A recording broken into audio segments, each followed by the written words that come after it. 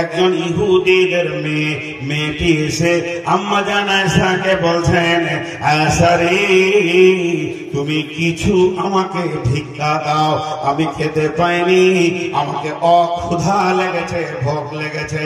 আম্মা জান আয়েশা বাড়ির ভিতরে গেলেন, মাত্র দুটি খেজুর পেলেন গোটা ঘর খুঁজে।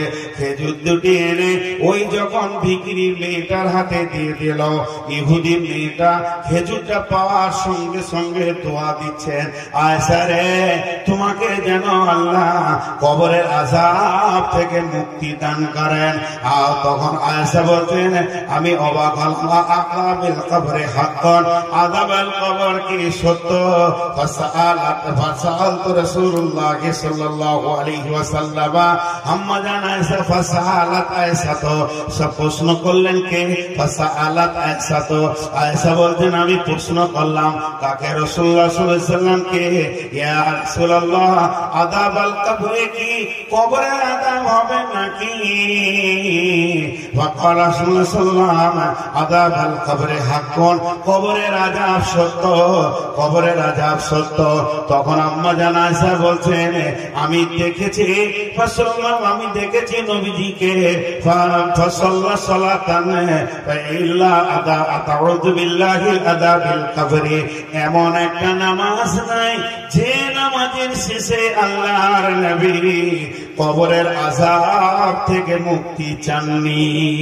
আমি দেখেছি তিনি ফরজ নামাজ হোক, সুন্নত হোক, নফল হোক, যে নামাজই পড়েছে প্রত্যেকটি নামাজের শেষে কবরের আযাব থেকে তিনি মুক্তি চেয়েছেন। তার মানে বিশ্ব নবী যখন কবরের আযাব থেকে মুক্তি চেয়েছেন এবং আল্লাহর নবী নিজের মুখে বলেছেন আযাবাল কবরে হাক্কুন, তাহলে কবরের আযাব আছে এবং কবরের আযাব সত্য। আমরা সবাই একবার মুখ খুলি, আত্তাহিয়াতে পড়ি, পড়ার পর কি করি? দরুদ শরীফ। নামাজের শেষে কি পড়ি? দরুদ শরীফ। আল্লাহুম্মা সাল্লি আলা, শেষ হলে কি পড়ি? আল্লাহুম্মা ইন্নী যালামতু নাফসি।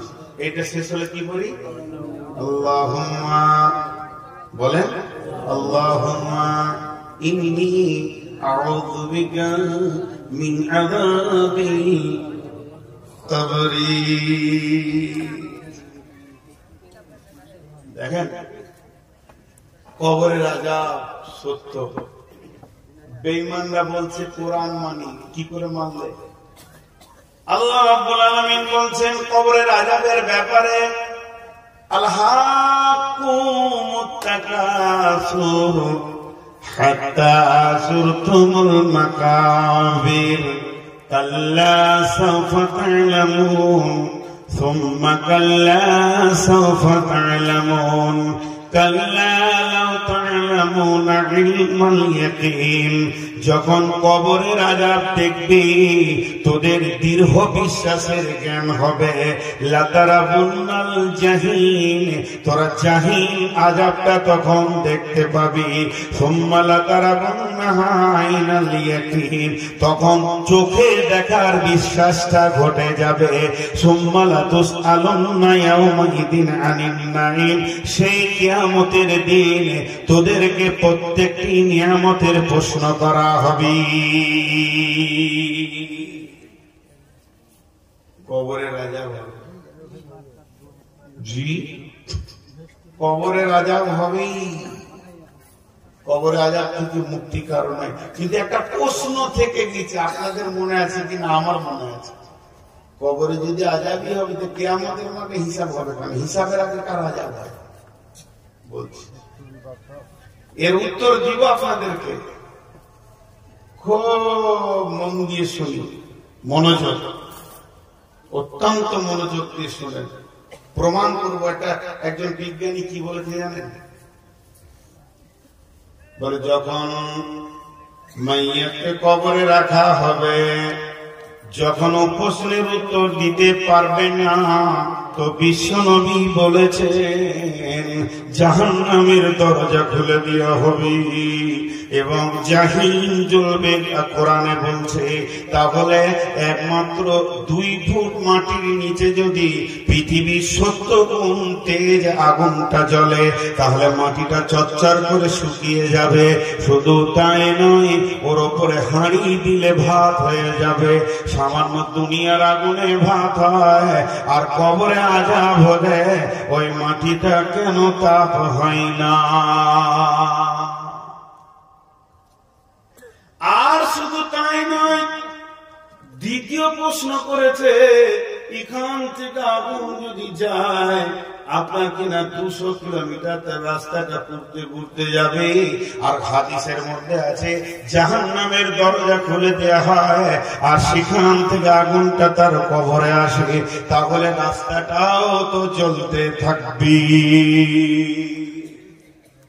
নাস্তিকদের এক অবান্তর প্রশ্ন, কিন্তু উত্তর আছে ভাই, উত্তর আছে। 3খানা প্রশ্নের উত্তর দিবি, এটা একটা বড়। দ্বিতীয় নম্বর, একই কবরে 1-2টা লাশ দেওয়া হয় না। কোন সময় কোন কবর হয় অ্যাক্সিডেন্ট হলে বাস পাল্টি, ট্রাক পাল্টি, আবার কখনো রেল অ্যাক্সিডেন্টে মারা গেছে। কোন কবর হচ্ছে রসুলের জামানায় কোন কবর হয়েছে 54টি লাশ একটা কবরে রাখা আছে, আর আপনার 56টা লাশ একটা কবরে রাখা আছে, 14টা লাশ আর একটা কবরে রাখা আছে। টোটাল উহুদের প্রান্তে 2টি কবরে 70 জন শহীদ শুয়ে আছে। বন্ধুরা আমার, হযরতে জারির, হযরতে হানসালা, হযরতে আমির হামজা ওখানে শুয়ে রয়েছে। অতএব এটা ভাবতে হবে যে কবরে একজন বাই চান্স আপনার গ্রামে, এই বালুয়া গ্রামে দেখা গেল একটা কবরে একজন আল্লাহওয়ালা নেককারকে শুইয়ে দেওয়া হয়েছে। না জানি হাড় গোড় তার ছেড়ে গেছে, সব শেষ হয়ে গেছে। আবার ওই কবরে একটা বেঈমানকে দেওয়া হলো। তাহলে বেঈমানের আযাব হলে ঈমানদারও তো আযাবে পূর্বী। প্রশ্ন শেষ নেই, প্রত্যেকটি বিজ্ঞানকে উত্তর দিবে। বিজ্ঞানরা খেয়েছে, মাছ খায় না, বোয়াল মাছে, পুঁটি মাছকে খেলে। তো এই যে বিজ্ঞানীরা প্রশ্ন করেছে এরা পুঁটি মাছ, আরেক বিজ্ঞান বোয়াল মাছ খেয়ে নিয়েছে। প্রথম প্রশ্ন, গোটা রাস্তাটা আগুন হবে না, শুধু কবরটা জ্বলবে। বিজ্ঞানীরা বলছে পাগলের দল, একবার ভেবে দেখ, ওই ফারাক্কার তাপবিদ্যুতে ওখানে বিদ্যুৎ উৎপন্ন হচ্ছে, গোটা রাস্তাতে বিদ্যুৎটা আসে, তোর ঘরে হিটারে আলো জ্বলছে, আগুন জ্বলছে, ভাত হচ্ছে, এর জন্য রাস্তাটা পুড়ে না। গোটা হিটারটা জ্বলে তোর ঘরে ভাতকে ফুটিয়ে দিল, কিন্তু কেবলটা হলো প্লাস্টিকের, এটা গলছে না। তাহলে জানতে হবে, যদি বৈজ্ঞানিক এভাবে এতটা তাপকে আনতে পারে, তাহলে আমার রব জাহান্নাম থেকে আগুন কবরে পৌঁছাতে পারবি? পারবে না?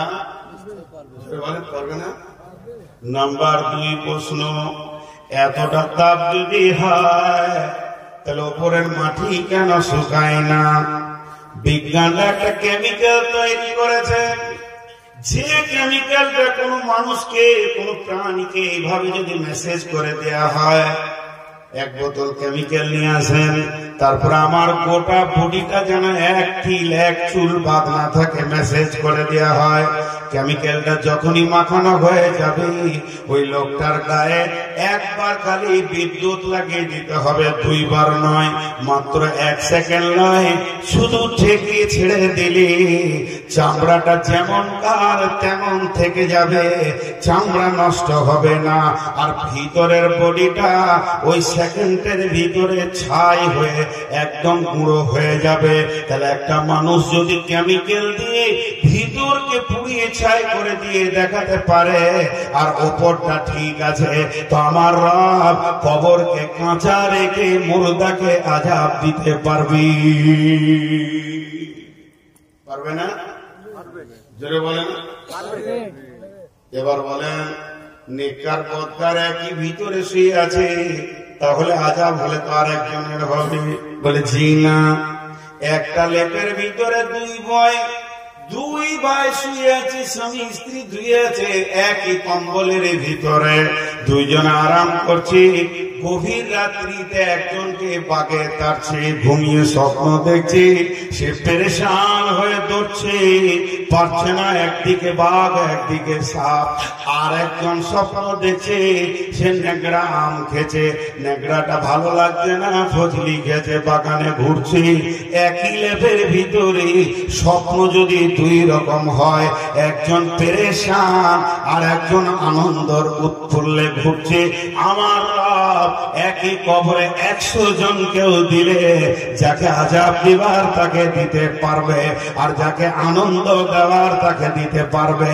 তাই আমার আল্লাহ বলছেন সুম্মা আমাতাহু ফাআকবারা, তোদেরকে যে আমি গতিশীল করে রেখেছি কবরের দিকে, সারা বিশ্ব এসে এটাকে আটকে দিতে পারবে না। আমি যে ডেট তারিখ করেছি ওই ডেট এবং তারিখে তোদেরকে কবরে শোয়াবো। আমরা কবর থেকে গাফিল হয়ে গেছে। আফালা ইয়ালামু ইযা বুসিরা ফিল কবর, তোমরা কি জানো কবরের ভিতরে কি আছে? পুনরুত্থানের দিনে কবর থেকে কি তোলা হবে? জান্নাতি না জাহান্নামী, নারী না পুরুষ? কোরআন বলছে সুম্মা নুফিকা ফীহি উখরা ফাইদা হুম কিয়ামুন ইয়ানজুরুন।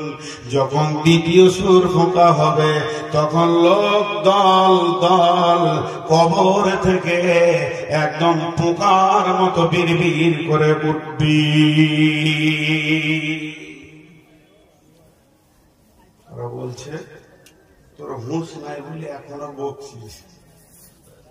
চললো ঘর যেতে বলছে তুই থাক আর কমিটির লোক তো থাকো, রাগ করেন না ভাই। যারা চলে যেতেন ওইদিকে পেছন দিকে দুটো গামছা চাদর দিয়ে দেবে, যে যেছে আপনি ধরেন, তাহলে আর তো যাবে না। রাত অনেক হয়েছে, মানুষ এখন দুর্বল হয়ে গেছে, অসুস্থ হয়ে গেছে, সুগারের রোগী বেশি। জি ভাই, তো আল্লাহ তাবারাক ওয়া তাআলা কবরের ব্যাপারে কত কথা বললেন। এবার চলেন নবীজি কি বলছেন। বিসমিল্লাহির রহমানির রহিম। ইযা উযিয়াল মাইয়িতু ফিল কবরি আতাহু মালাকানি ফায়াকুলানি মান রাব্বুকা মা দীনুকা ওয়া মান নাবিয়ুকা। বিশ্বনবী বলছেন যখন মানুষকে কবরে রাখা হয় তখন দুইজন ফেরেশতা আসে এবং সেই দুটি ফেরেশতা এসে প্রশ্ন করে মান রব্বুকা মা দীনুকা ওয়া মান নাবিয়ুকা, তোমার রব কে, তোমার দ্বীন কি, তোমার নবী কে। যে লোকটা নেককার হয়, যে লোকটা পাস করতে পারবে, কবরে উত্তীর্ণ হতে পারবে, ওই লোকটা উত্তর দেয় রব্বি আল্লাহ দীনুল ইসলাম, নবী মুহাম্মদুর রাসূলুল্লাহ সাল্লাল্লাহু আলাইহি ওয়াসাল্লাম। যখন উত্তর হয়ে যায়, আমার রব বলে আমার বান্দা সত্য বলেছে, কাদ সাদ্দাক্তা, সে সত্য বলেছে, সত্য উত্তর দিয়েছে, তাকে জান্নাতি লিবাস পরানো হয় এবং বলা হয় তুমি জান্নাতি ঘুমে কওমের রুসাকা, তুমি এমন কওমে রুসা যেমন দুলহা দুলহি আপনার কিনা বাসর ঘরে শুয়ে যায়, ও তাদেরকে কেউ ডিস্টার্ব করে না, তাদের ঘরের দরজা কড়া কেউ হিলাবে না, তাদেরকে কেউ বিরক্ত করবে না। এইরকম যখন হয়ে যায়, আমার নবী বলছেন ওইভাবে কবরবাসীকে বলা হয় তুমি আনন্দের সঙ্গে ঘুমিয়ে যাও।